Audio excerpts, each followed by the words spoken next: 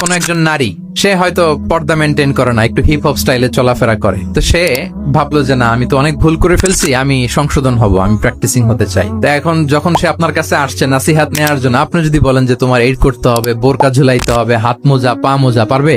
এ বলবে আগে যা ছিলাম ভালোই ছিলাম। তাকে একটু একটু করে বোঝাতে হবে, মানে এই হেজাব এটা কেন, হ্যাঁ, কাভারিং আওরা এটা কেন, কেন এটা করতে, এটা বেনিফিটটা আগে বুঝালেন।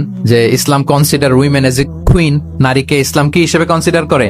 রানী হিসেবে। তো রানীর তো একটা ড্রেস কোড থাকবে, স্পেশাল পোশাক থাকবে, এগুলো বুঝাবেন। সে যাতে একটু নিজেকে গুছিয়ে চলে, শুরুর দিকে আপনি এই বার্তা দিতে পারেন যে একটু গুছিয়ে চলতে হবে। এরপর একটু শালীন পোশাকে যেন সে অভ্যস্ত হয়, এটা বললেন। সে যখন শালীন পোশাকে অভ্যস্ত, তারপরে হেজাবের ফজিলত বললেন, সে যেন হেজাব পরে। যখন সে হেজাব পরে, এরপরে তাকে নেকাবের কথা বললেন। এইভাবে আস্তে আস্তে তাকে বোঝাতে হবে। কিন্তু একবারে যদি সব চাপিয়ে দেন, বলেন তো আওয়াজ করে, সে কি ওটা রিসিভ করতে পারবে?